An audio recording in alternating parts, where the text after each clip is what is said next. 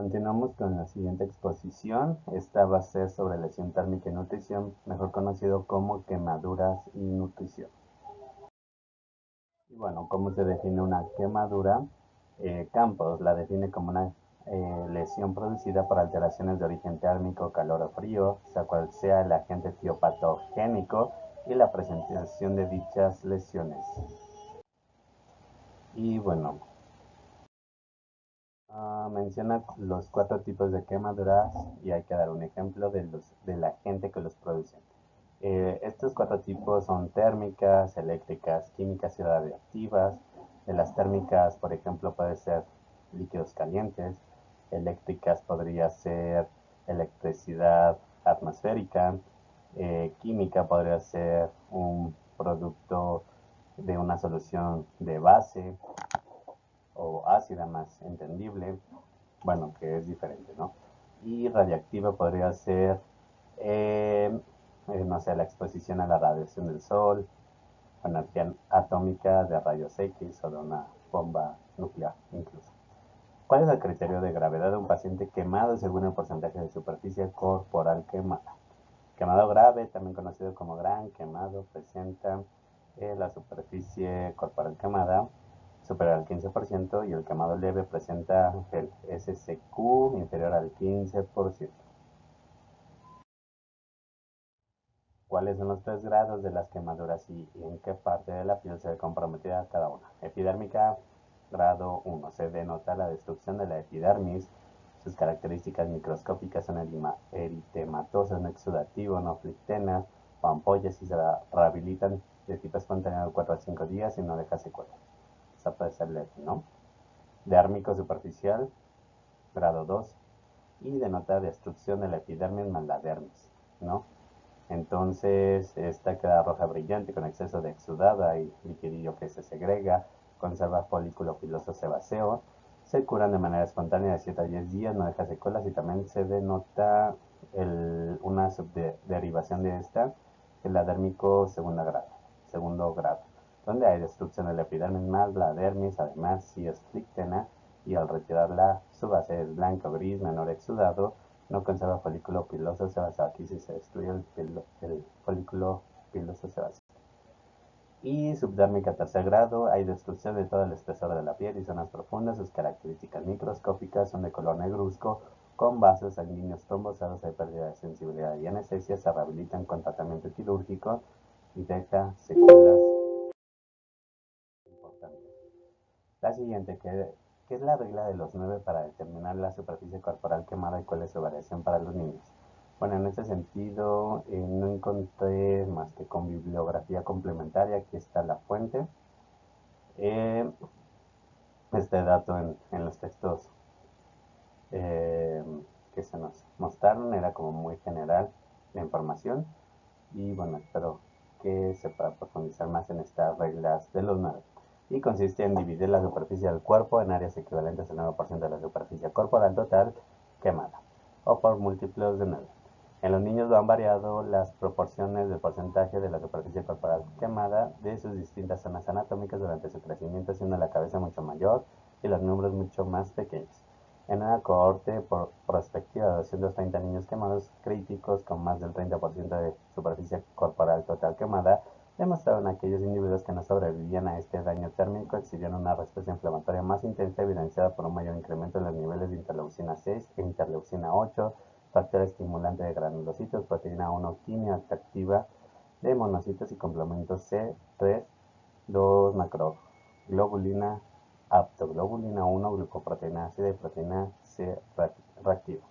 Y aquí está la regla de los 9, que no es más que dividir en múltiplos de 9 las proporciones corporales, adultos y niños.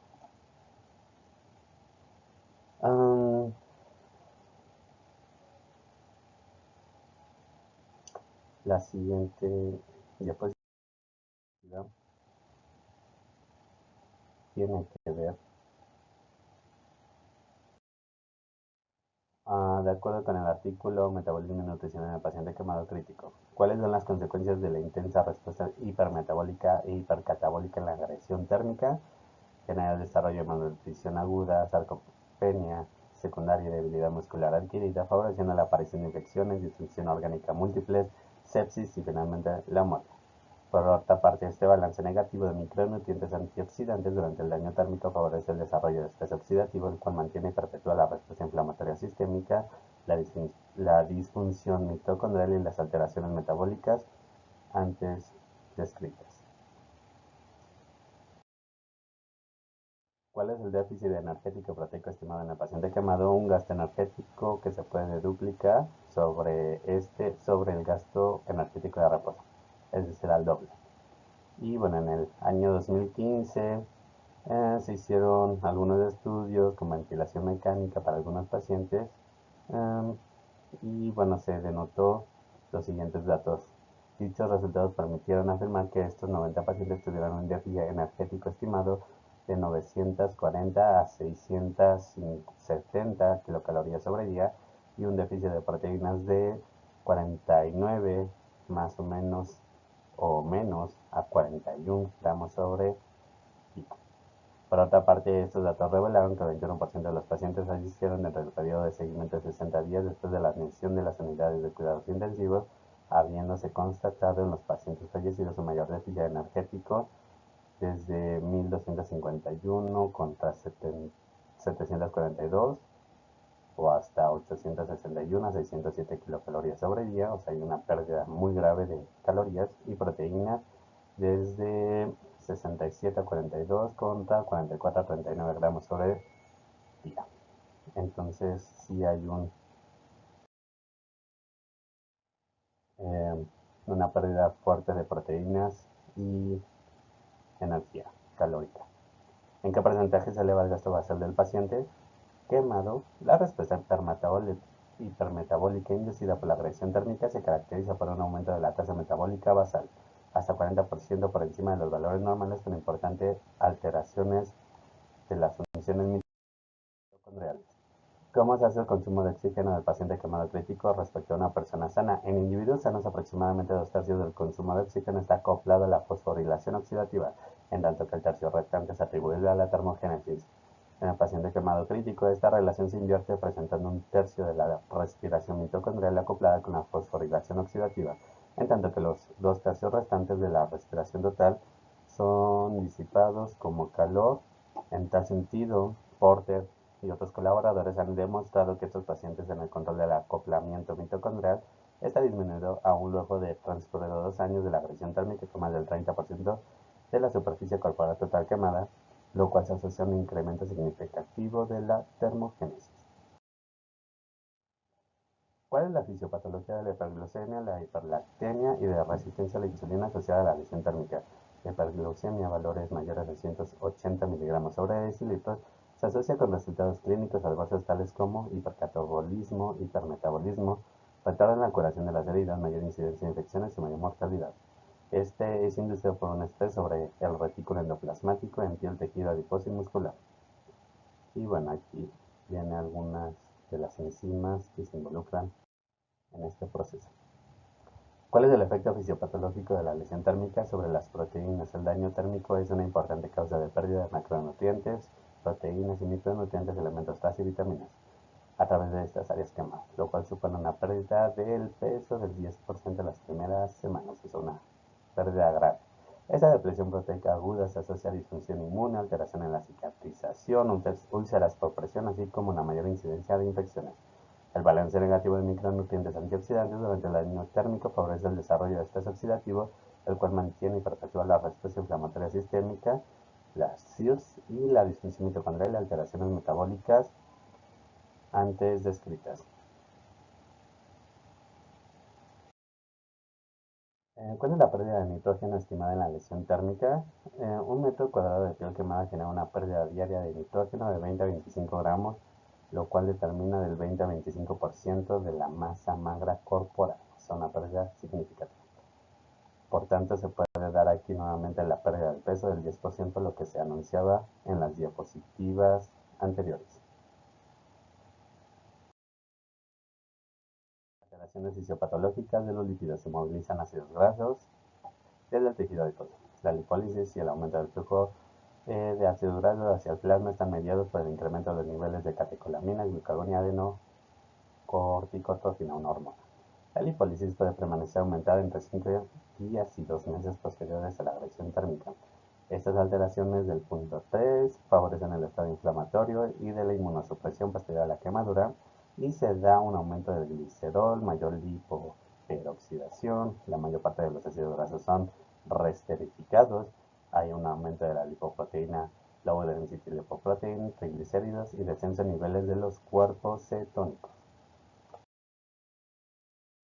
Recientemente Jafari ve que los micronutrientes alterados en esta situación térmica era de un promedio de 29 a más 25% de la evaluación de dos elementos traza del exudados en las áreas quemadas. De estos principales se vio que el selenio, cobre, zinc, boro, bromo, hierro, yodo son las mayores pérdidas producidas durante un día, con una reducción en las pérdidas tras las primeras 24 horas. De forma general se puede decir que los nutrientes que se pierden es glutamina, cobre, selenio, zinc, bromo, cromo, vitamina E, vitamina D, vitamina A y vitamina E. Por tanto, esto se debe de suplementar durante la intervención nutricional. ¿Cuál es la vía de administración nutricional recomendada para el paciente con lesión térmica? La vía enteral es de elección en el paciente quemado crítico. En tal sentido, la American Bar Association y en 2011 la Sociedad Española de Medicina Clínica y unidades coronarias de la Sociedad Española de Nutrición Parenteral y Enteral han recomendado el inicio precoz de la misma. ¿Qué tan rápido se debe comenzar esta nutrición enteral? Lo correcto sería iniciarlo dentro de las primeras 6 horas, máximo hasta las 24 horas. Eso es la nutrición precoz. Y bueno, 5 beneficios de esta terapia nutricional de primera instancia. La nutrición enteral precoz estuvo asociada a una reducción de la estancia en unidades de cuidados intensivos. Esta estuvo asociada a una reducción de la infección de las heridas. Esta estuvo asociada en las primeras 6-12 horas, que ha demostrado que es segura y capaz de modular la respuesta hipermetabólica. Esta ha asociado una reducción significativa de los niveles de catecolaminas, cortisol y glucagón. Y esta estuvo asociada a un aumento concomitante de la producción de inmunoglobulinas. ¿Cuáles pueden ser las contraindicaciones en nutrición enteral y que se hacen ante los casos? Que el paciente se encuentra en estado de distensión gastrointestinal, el fallo intestinal secundario al desarrollo de hipertensión abdominal y eventualmente un síndrome compartimental abdominal. En ese caso, si esta no es funcional, ya no lo apunta aquí, pero tendremos que acudir a la nutrición parenteral. ¿Cuál es la ecuación adecuada para el cálculo energético del paciente adulto con lesión térmica y cuál de los niños? De los adultos, ecuación de Toronto, aquí viene. Ecuación de Carlson, aquí viene. Y ecuación de Harris-Benedict, que es de las más utilizadas. Aquí viene, nada más corrigiendo los factores de estrés de 1.2 a 2.0, lo cual hace la diferencia entre un sujeto sano. De niños, igual me remito a bibliografía complementaria, dado que no venía en el texto como tal. Sin embargo, encontré que de las fórmulas más utilizadas en situaciones de pacientes quemados puede ser la fórmula de Meyes, de Currer Jr., que los tiene categorizados de 5 a 10 años, menores a 3 años. Curran Jr. los tiene categorizados menores a 1 año, de 1 a 3 años, de 4 a 15 años. Y la WHO, que es de la OMS, varones de menores a 3 años desde la fórmula, 3 a 10 años desde la fórmula, mujeres para la determinación del cálculo energético. ¿Cuáles deben de ser los aportes de carbohidratos, lípidos y proteínas en porcentaje y en gramo por kilogramo de día? Carbohidratos no superar de 1400 a 1500 kilocalorías sobre día. En hidratos de carbono, aporte no debe exceder 5 miligramos sobre kilogramo sobre minuto, manteniendo la glucemia de 140 a 180 miligramos sobre decilitro con insulina intravenosa en ausencia de diabetes mellitus. Y los gramos por kilogramo es de 5 a 7 gramos sobre kilogramo sobre día.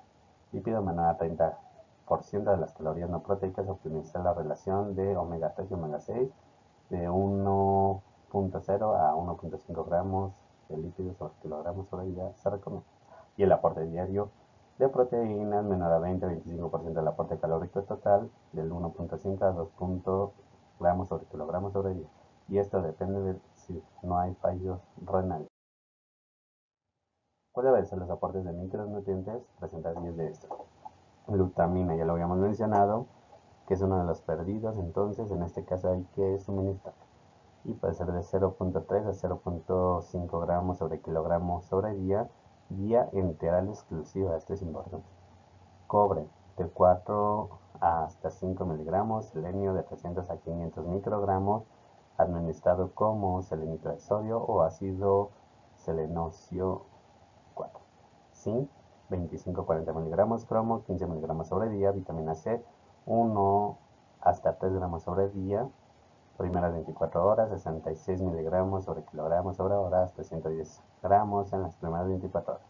Vitamina D, menor o igual a 70 años, pacientes menores a esta edad, 600 unidades internacionales, mayores a 70 años, 800 unidades internacionales, primeras 24 horas, 66 miligramos sobre kilogramos sobre hora, hasta 110 gramos en las primeras 24 horas. Aquí viene la vitamina A, 10.000 unidades internacionales, vitamina E, de forma estandarizada, 20 a 25 unidades internacionales y coenzima Q10 de 10 miligramos. Y todo esto va a depender obviamente de los laboratorios y de las pérdidas selectivas de cada uno de los nutrientes analizados. Y bueno, hemos finalizado esta exposición. Aquí está la bibliografía utilizada. La complementaria viene en ligas inscritas en las diapositivas que había presentado. Y bueno, agradezco mucho el haber visto este video. Que tengan un excelente día.